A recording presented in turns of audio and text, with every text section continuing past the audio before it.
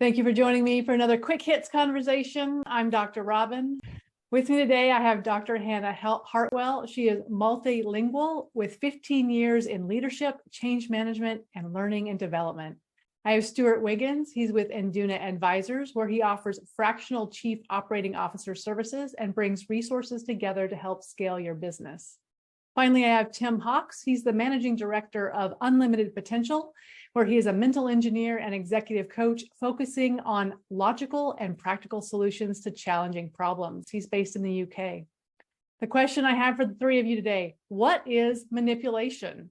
That's a really great question. I think it's really important first to define what that means exactly, just to make sure that we're all on the same page. So I would explain it in terms of harmful influence. So you're really leveraging the mental and emotional sides of somebody else to get what you want in a very simplistic way. Harmful influence sounds like a really intelligent solution to what I come up with. But I as I always do, did a little bit of Google beforehand. I wrote in what is manipulation. It said the act of manipulating somebody. I was like, oh. However, I then formed my own viewpoint. I'll dismiss all that research. And for me, I feel that manipulation is a little bit about making somebody do something that's in your own interests and not telling them. So, of course, I have a different take on it, and I believe influence is it, but I think it can be positive influence as well. I'll give it to you like this. I've been in leadership roles before that people indirectly reported to me. And I've always said that I had to lead those people through influence. So what that meant was we had to all accomplish the same goal, but because they didn't report directly to me, then I had to influence them to achieve that goal. So I can certainly understand the negative portion of it, but in my experience, I think it can be used as a positive if you project it as a positive. So for me, the only positive manipulation you can have is if you go to the osteopath. And get yourself, crunched into a different place. But it does raise, for me, manipulation is inextricably linked with negativity. Is that right? I agree with you, except let me give you a story and then let's see what we think. So some of you know, my father does not believe that people with 2 X chromosomes really should have a whole lot of influence. So when he had heart surgery, they sent him home and he really needed to go back to the hospital. He was not doing well. He was not listening to me. He was not listening to my brother or to my mother. So I called my brother, my younger brother, and I said to him on the phone, I need a Y chromosome. Can you come over?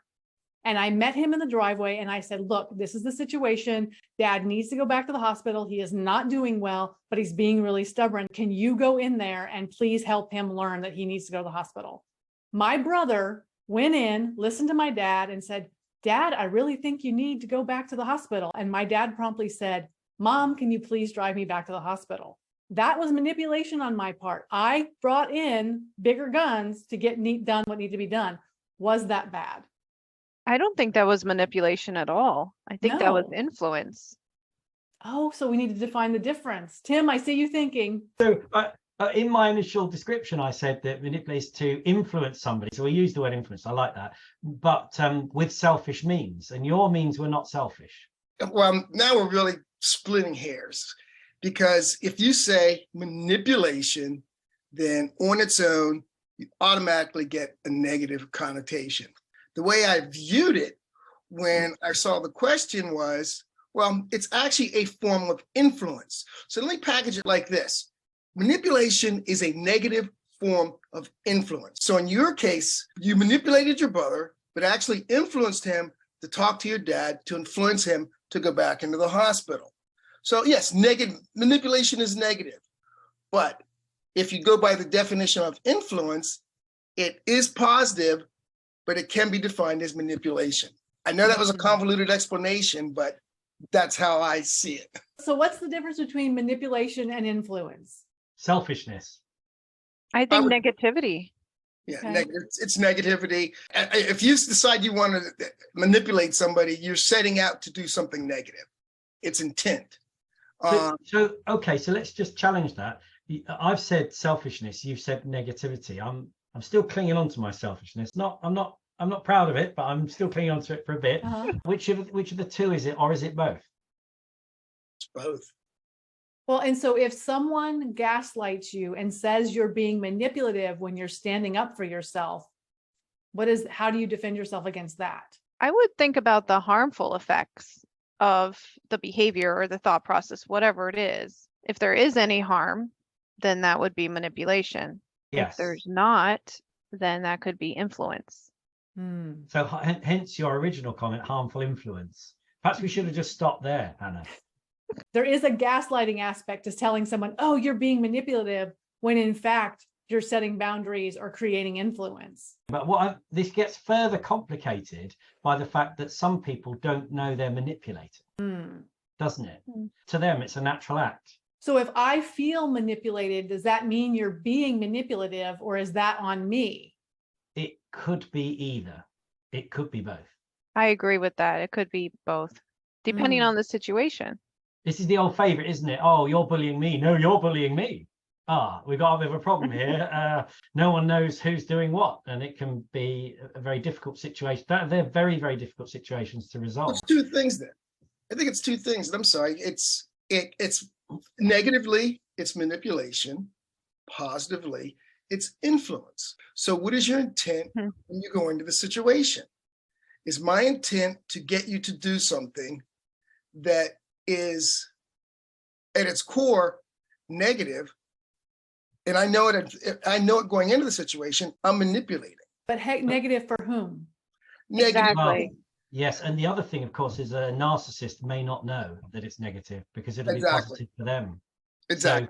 So they will go in there with their eyes closed to that negativity because they're getting the what they need out of that thing. So I don't know, I have no idea whether that's a simplification of it, but I feel that there is definitely this nuanced element of people not knowing whether they're manipulating negatively or negatively influencing, but then there are people who may be feeling like they're being manipulated when they're not. So if you go into a situation and you walk away, do you say, I just got manipulated? I'd say it depends on the entire ecosystem of the situation or the decision, because there's so many different factors and so many different points of view. So I mean, I always have this argument, if you get mugged in the street, your first thought isn't I've been mugged. Your first thought is, oh my God, I feel terrible. They've stolen. What am I going to do? You don't think, oh, mugging, right? You come away and half an hour later, somebody might say, man, you've been mugged. And you'll go, yeah, that's what happened. And I think it's a bit the same for manipulation. I think you can come away and be a week later and go, hang on a minute. And it can hit you at that point. And so I don't know. I don't think you can walk away and think there's a feeling associated with it you could tune into. Certainly, that's the way I see it. But I think some people could walk away and not know they've been manipulated, and that is why manipulation is so dangerous in societies, because people don't know what to look for and end up falling into a hole of, becoming a slave to someone else's behavior. If you go into a negotiation, are you trying to manipulate a result that will be favorable to you, or are you trying to influence a result that's favorable to you? Because the reason why I package it like that is because going into negotiation, you are definitely trying to get something that you want. This is why I like to go last in these things, because I want to hear what the other guy says so that I can then formulate my package to go back to him. So yes, I'm trying to manipulate him, but that doesn't mean it's negative. It just means that I'm trying to get a result that's more favorable to my side. So I think the description I gave at the beginning, I think answers that, which was to make somebody do something where the intent is selfish without telling them. Now, if you go into a negotiation, it is there as an implicit that we've already told each other we're going to be manipulative. And I disagree, because I'm more than happy to have a conversation with a client that isn't manipulative. I want it to be fair for everybody involved. So I don't think that that's manipulative. If I come into a negotiation and say, this is my pricing, and they're like, oh, how can we work with that? I'm willing to have that conversation, but that doesn't mean that I'm being manipulative. Right. You can stay strong in that place. You're right. And unmoved. So a negotiation isn't necessarily a manipulation. And I think that leads to a different quick hits, which is, how do you know if you're being manipulated? And we don't have time to have that conversation right this second, because that is our 10 minutes. So I have to cut us off there. Thank you so much for having this conversation with me. And maybe we should stop the recording and restart it and have that one. I'll talk to y'all maybe very soon. Bye.